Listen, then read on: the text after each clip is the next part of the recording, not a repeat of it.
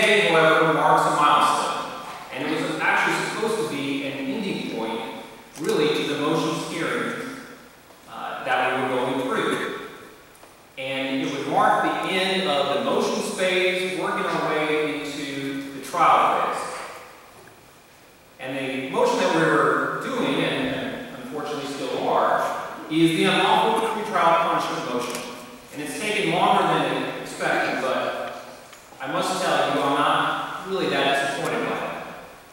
I'm enjoying my opportunity to cross-examine those who had Bradley Manning in those conditions for 9 months.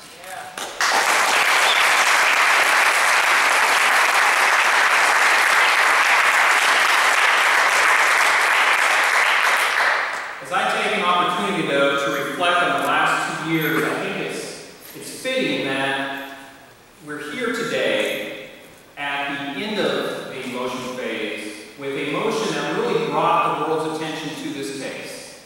And that was how Bradley Manning was being treated.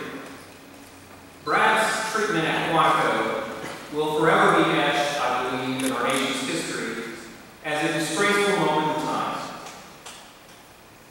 Not only was it stupid and counterproductive, it was criminal. An entire group of individuals who I no doubt are honorable men and women chose to turn a blind eye to how Bradley was being treated. Those who could affect change did not. They were more concerned about how the attention might be put on them if something happened to Brad, as opposed to what was their conduct doing to Brad. But it turns out those same people cared about something more. And what they turned out to care about more was the media impact. And for that, I must thank each and every one of you here today. I must thank each and every one who is listening or watching. Because without you, change would not have happened. Your actions resulted in Brad being moved from Quantico to Fort Leavenworth. Make no mistake about it.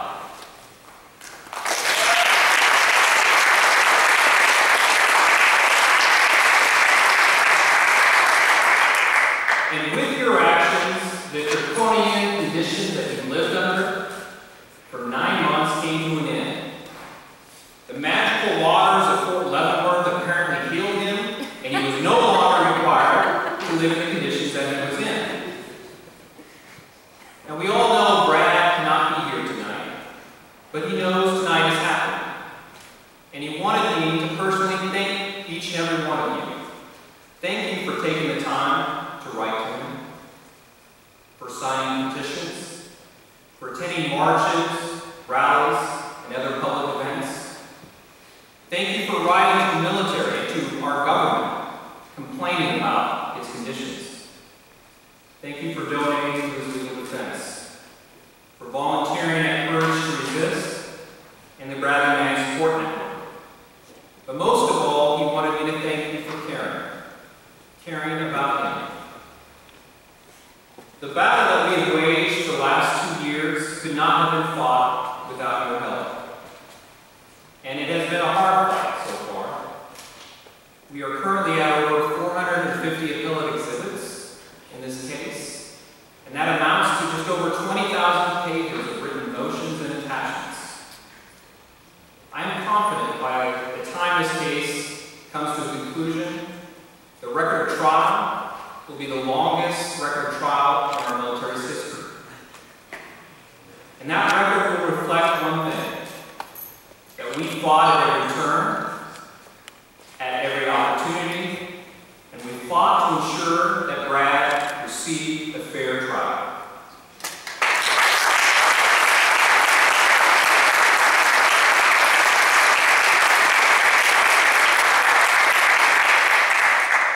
And my office website can keep track of a few things, and I want to share some numbers with you that I am personally, happy to see. And that is over 764,000 people to date have gone and read at least something about Brad on my webpage. We've received over 72,000 pieces of mail from Brad since its beginning in confinement. Over 14,000 individuals have donated to the Courage to Resist or the Bradley Manning Defense Fund, and 754 supporters have donated directly to his legal defense fund managed by my office. And today, I want to take the opportunity to thank you. Thank you for getting involved. Thank you for taking the time out of your busy life, not only to be here today and to listen to what I'm saying, but thank you for caring about Brad. Thank you. When I'm in the courtroom, I stand up and I look to my right, and I see the United States government. The United States government with all of its resources, all of its personnel. I see them standing against me and Brad. And I have to admit to you, that can be rather intimidating. And I was intimidated. Especially when the President of the United States says, your client broke the law. Especially when Congress members say, your client deserves the death penalty. I want to tell you though today, as I stand here, I'm no longer intimidated. I am not intimidated because when I stand up, I know I'm not standing alone. I know I'm not alone because I turn around and I see the support behind me. I see members here today in the audience that are there every time we have a court hearing. I see what I affectionately call the truth battalion. Those who wear nothing but, well, they don't wear their things, but they wear a black shirt and have the word truth on it. And they're behind me. And when I look there, I know that I also have unlimited personnel and unlimited resources.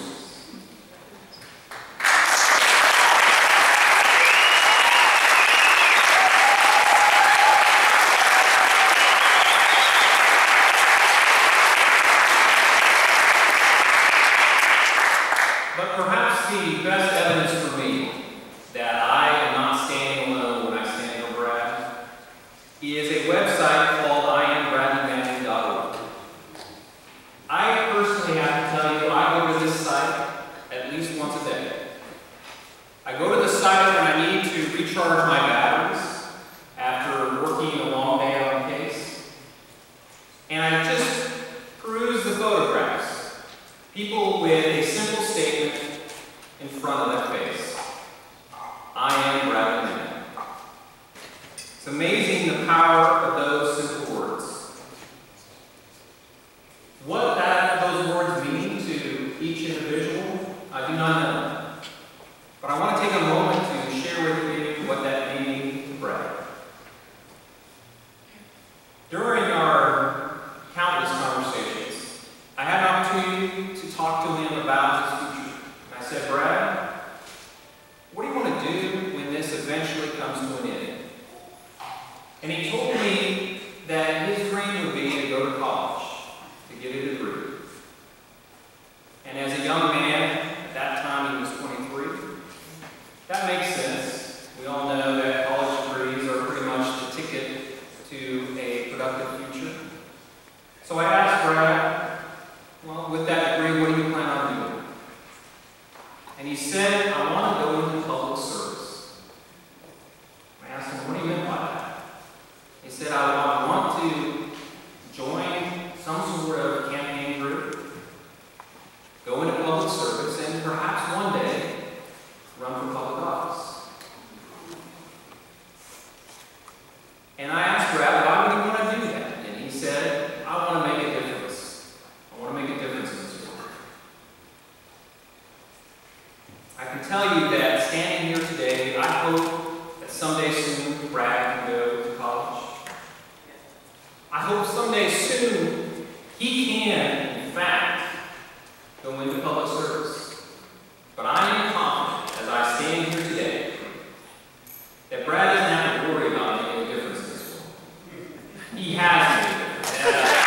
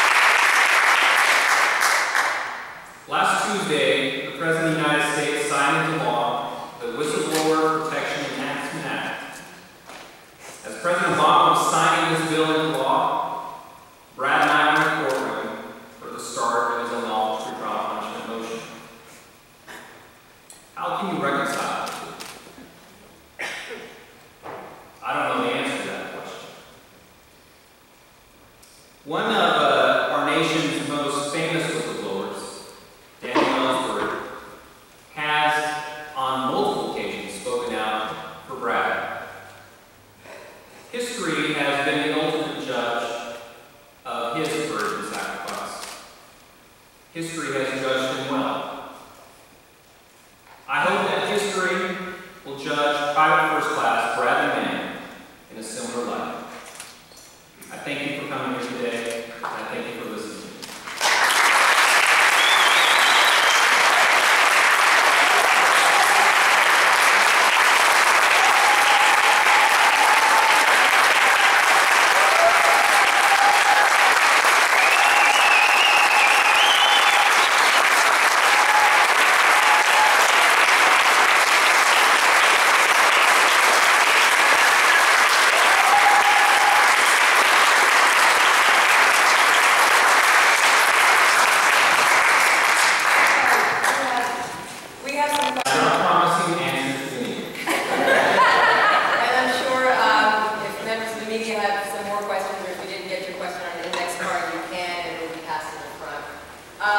The first one is a two-part question. In your opinion, what sort of person is Bradley Manning, and what is his state of mind?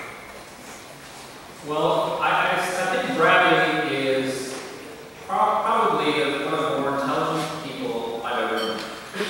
Bradley has the ability, I think, to talk about a wide range of topics. He's a young man, obviously, though, and with that, he has limited experiences. But Brad does a lot of things really kind of from the heart. He tends to care a lot about people, and so his conduct and his actions are usually driven by that. As far as his mental state or how he is being, I guess, of mind today, I can tell you that he is very excited about having his case go forward, and it's in the process now. It's been a long time. And he's also, at this point, very encouraged by the way the proceedings are going. I think he feels good about his defense. At least I hope he does. And at this point, I believe he is confident that things will hopefully turn out okay.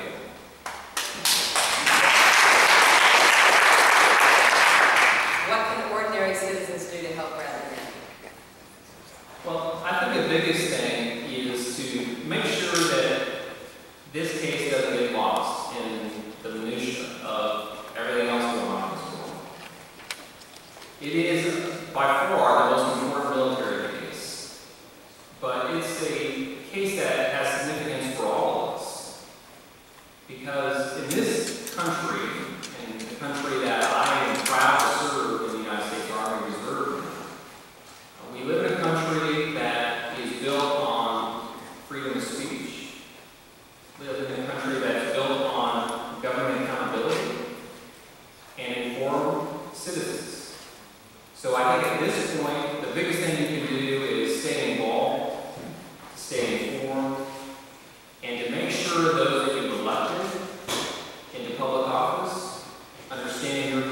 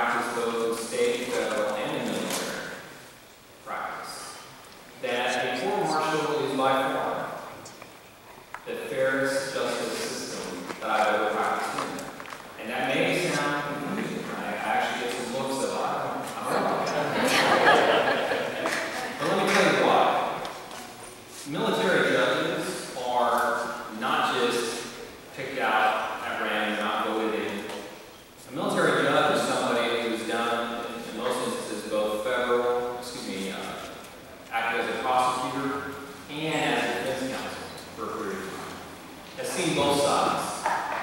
Also, that person usually has taken on the role of a chief of military justice, which would be the equivalent of the DA, or a senior defense counsel. And so, from that perspective, you have a lot of experience. Plus, once the judge becomes a judge, usually that person is a lieutenant colonel or a colonel. People who go that route are not interested in becoming generals. And so you kind of tapped out at the top of where you want to be. So there is no influence issue. And you have somebody there that is truly experienced, who truly understands the law. And from my perspective, I would take a judge who knows the law and is very experienced over many of the judges I've practiced in the state and federal. And then from a panel standpoint, if you go with a panel, almost everybody in the military, once they have obtained a certain rank, has some sort of college degree. And I think that in and of itself kind of speaks volumes about the person's ability to at least have an open mind on certain topics. And so we normally refer to military panels as blue ribbon panels. They represent, in many cases, individuals with at least a bachelor's, if not a master's or a doctorate degree. And so that may be surprising to some, but again, the panels that I practice in front of have always been career panels. I might not have agreed with their outcome, but I do believe they took their job seriously. With regards to state juries I practice in front of, it's not always the case that you get an open-minded jury. So, again, for those who look to this and say, I wish we were in some other venue, I can tell you that Bradley is the best venue possible. Okay, this is sort of related to that question. How do you find that outsiders of either military service or civilian life generally perceive the other? Well, I think I might have answered that question. I can tell you that if you do, in fact, look at the rights, and this is more when I taught military law to non-military attorneys, we would compare the various rights that you have in a state or federal court against the rights that you have in a military court. And in every instance, the military court rights exceed that you would have as a normal citizen in a state or federal court. So I think this is an issue in which a lot of times the suspicion, once you're informed, doesn't bear out. You start to believe that, this is a very fair system. The suspicion, I think, though, of the military justice system is because in some regards it's foreign, obviously. But never forget that the military is made up of basically our sons and daughters, husbands and wives, fathers and mothers, just like yourself. And it is in my mind, it's not a perfect system, but it is one of the best systems that I've had the opportunity to practice as well. This is maybe the same kind of question to see what you think. What do you take with you most from your military service and your time in civilian life? I think military service, I can tell you a little background story about me. I was on active duty as a major. I just went through a course that would have ultimately put me on the track of lieutenant colonel and then taking the bench as a military judge. And then I met my lovely wife, who we met at a new law professors conference. Not the kind of geeky way of meeting your spouse. But we met there, and she changed my priorities. And she's a law professor, so at least in our family, she is the smartest one. And I know that. And so what we ultimately decided was I would hitch my part to her story. And so that's what I did. And that's why I got out of the military.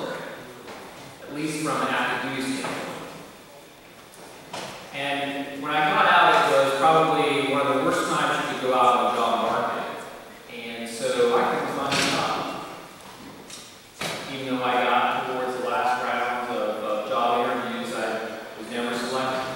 I was in an area where I didn't know people, and that's pretty much how you can find a job, by being known. So I decided to hang out on my shingle and go to state and federal practice, and then ultimately start my military practice. And I'll tell you that what I take to the military practice and what I think helps serve me well and my clients is a lot of the people that I see in the military are former students of mine when I talk. Or they've come up through the ranks with me, and I know them. And so, at least in that system, you have the ability to sit down at a table with somebody and have a little bit of experience about them and know them and be able to talk to them and hopefully obtain positive outcomes for clients. But for me, now going into this case, obviously, this has been a 2-year in the making case. And the people that I'm working against some of them are former students. The relationships that we have, obviously, in this case, are adversarial, but I can tell that, and you see it in the courtroom, they're working hard for their side. And they believe in what they're doing. I think what I bring most into this situation is I have a familiarity with the system and the terminology. If anyone sets me in the courtroom, you hear a lot of acronyms, you hear a lot of phrases that if you weren't a military attorney, that would be very difficult to even follow the conversation, let alone represent the client in a zealous manner. So I think that's the experience I bring is not only being known, but also just being familiar with the system. Can you explain what's going on with the change of dates? His trial has now changed from starting on February 4th to March 16th. Why is that? Yeah, the trial date has moved a couple times to the right, and a lot of times that is due to motions that are being argued. Some of the motions are unplanned, and they become issues only when we see a particular piece of evidence. In this instance, we've got some issues that we're litigating that if the defense receives a particular ruling will require a delay in the proceedings of about 2 weeks. If we don't receive that ruling, then the calendar will move back to the left a couple of weeks. So in this instance, it's all driven really by a few emotions. Although as I started my speech and my remarks here today, we're nearing the end of the motions phase, and we really are transferring towards the trial phase at this point. One of the charges is aiding the enemy. How great a threat do you think that charge is to the press and to whistleblowers in the age of the internet? Yeah, I'll remove this from this case. So I will just say that this is why I think it is a very important case for everybody.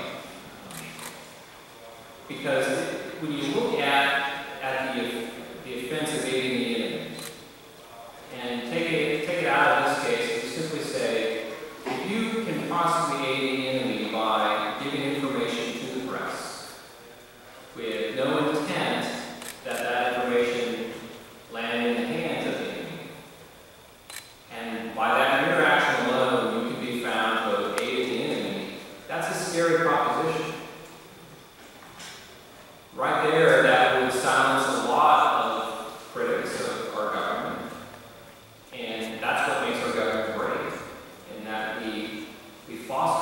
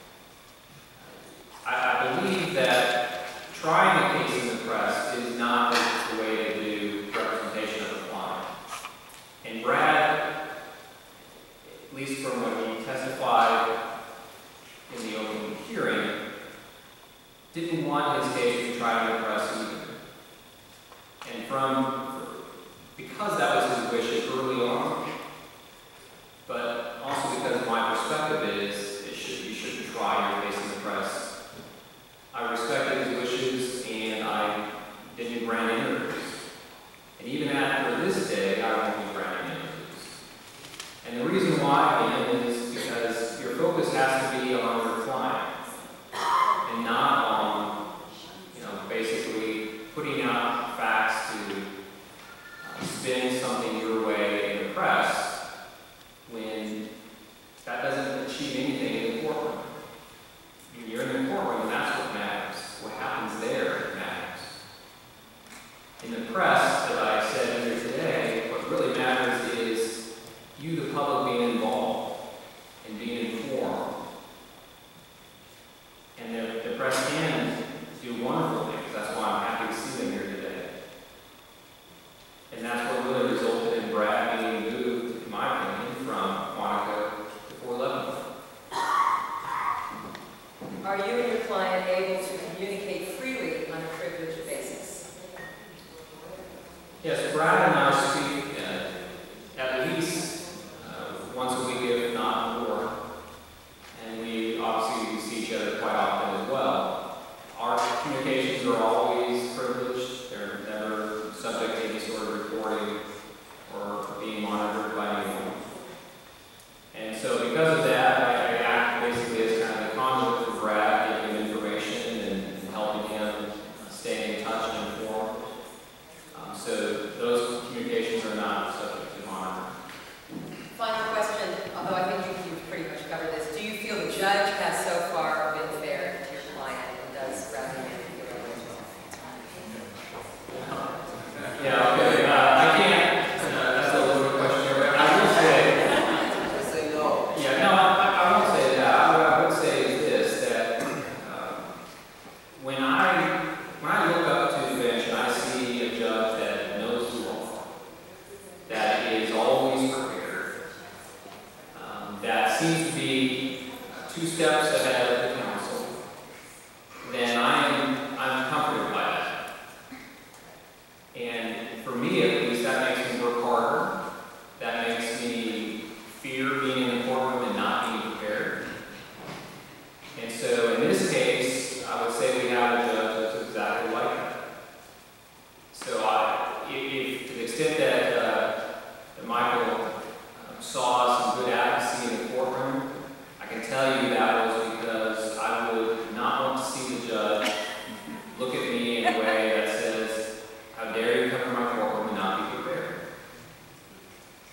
And so here, I'm very happy with the judge that we have and her knowledge and expertise. Okay. That's the end of the questions for David.